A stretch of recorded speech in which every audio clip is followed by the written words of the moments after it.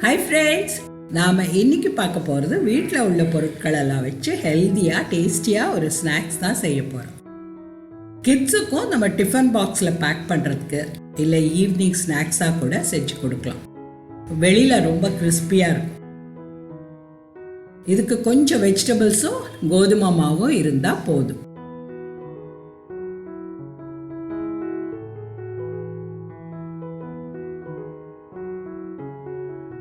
So நம்ம தேவையான பொருட்கள் எல்லாம் எடுத்து ரெடி பண்ணி வச்சுக்கலாம். எந்த வெஜிடபிள்ஸ் வேணும்னாலும் நீங்கள் யூஸ் பண்ணிக்கலாம். ஸோ இப்போ நான் ஒரு பவுலில் 2 கப் கோதுமை மாவு எடுத்திருக்கேன். அதுக்கு கூட கிறிஸ்பியாக இருக்கிறதுக்கு 1 டேபிள் ஸ்பூன் கார்ன்ஃப்ளவர், கொஞ்சம் உப்பு, 1 டேபிள் ஸ்பூன் ஆயில், கொஞ்சம் ஹாட் வாட்டர், இதெல்லாம் சேர்த்து தண்ணி கொஞ்சம் சூடாக இருந்தால் போதும். முதல்ல ஸ்பூனில் நல்லா மிக்ஸ் பண்ணிவிட்டு அதுக்கப்புறம் கையில் நல்லா ஒரு சாஃப்ட் டோவாக பிசைஞ்சு வச்சுக்கலாம்.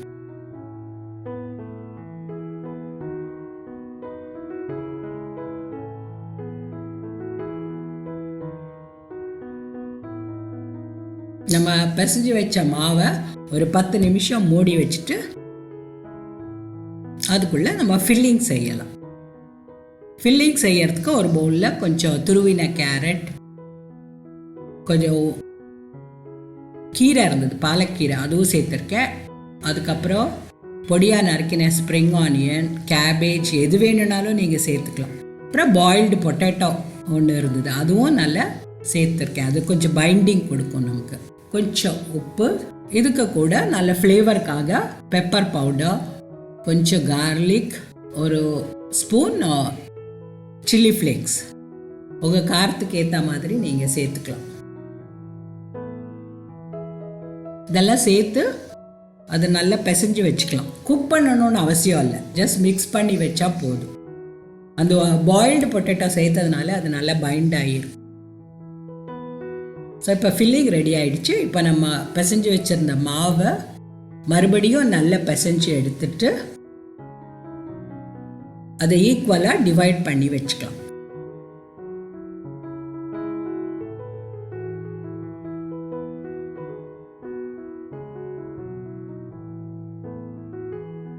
ஸோ சின்ன சின்ன உருண்டைகளை நம்ம ரொட்டி மாதிரி கொஞ்சம் மாவு தூவி எல்லா மாவையும் அதே மாதிரி ரொட்டிகளாக செஞ்சு வச்சுக்கலாம்.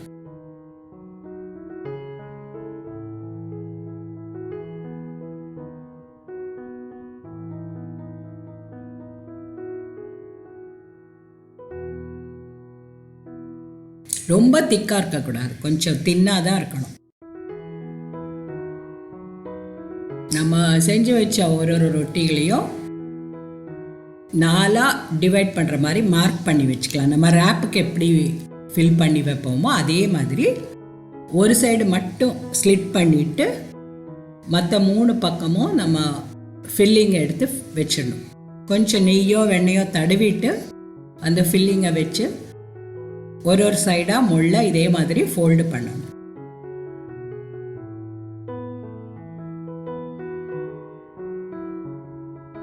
ஸோ இது மாதிரி ட்ரையாங்கிள் ஷேப்பில் ஃபோல்ட் பண்ணிவிட்டு எட்ஜஸ் எல்லாம் கொஞ்சம் ப்ரெஸ் பண்ணி விட்டால் அந்த வெஜிடபிள்ஸ் ஃபில்லிங் வெளியில் வராமல் இருக்கும். வேணும்னா நீங்கள் ஃபோர்க்கு யூஸ் பண்ணி கூட ஸ்லைட்டாக அது ப்ரெஸ் பண்ணிக்கலாம். ஸோ இப்போ ஒரு ஃப்ரைங் பேனை சூடு பண்ணிவிட்டு அதில் 2 டேபிள் ஸ்பூன் எண்ணெயோ இல்லை நெய்யோ பட்டரோ எது வேணாலும் நீங்கள் அதை எடுத்துக்கலாம். ஸோ செஞ்சு வச்ச அந்த ட்ரையாங்கிள்ஸ் எல்லாம் அதில் வச்சு நல்லா ஃப்ரை பண்ணணும். ரொம்ப சூடு ஃப்ளேமில் வைக்கக்கூடாது, அப்போ சீக்கிரம் கரிஞ்சிடும். ஸோ லோ ஃப்ளேமில் வச்சுட்டு அது கிறிஸ்பி ஆகிறது வரைக்கும் கொஞ்சம் கொஞ்சம் எண்ணெய் இடையில ஊற்றிட்டு ஃப்ரை பண்ணி எடுக்கலாம். ஸோ அது நல்லா குக் ஆகணும் உள்ள, அது உள்ளேயும் நல்லா வேகணும். ஸோ லோ ஃப்ளேமில் வச்சு அப்பப்போ திருப்பி விட்டு அது நல்லா ஃப்ரை ஆகிறது வரைக்கும் அது திருப்பி விட்டு எடுத்துக்கலாம்.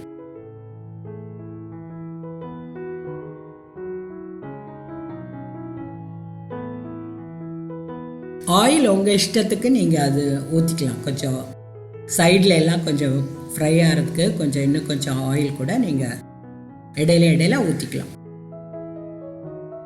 ஸோ ஒரு 8 to 10 minutes ஆகும் இது நல்லா ரோஸ்ட் ஆகிறதுக்கு. ஸோ நல்லா ஃப்ரை பண்ணினதுக்கு அப்புறமா நீங்கள் பிளேட்டில் எடுத்து வச்சு tomato ketchup or any chutney கூட சர்வ் பண்ணலாம். நிச்சயமாக அந்த ரெசிபிஸ் உங்களுக்கு பிடிச்சிருக்கும்னு நினைக்கிறேன். டெஃபினட்டாக கமெண்ட்ஸ் எழுதுங்க. கமலூஸ் கிச்சனுக்கு சப்ஸ்கிரைப் பண்ணுங்கள். தேங்க்யூ. என்ஜாய்.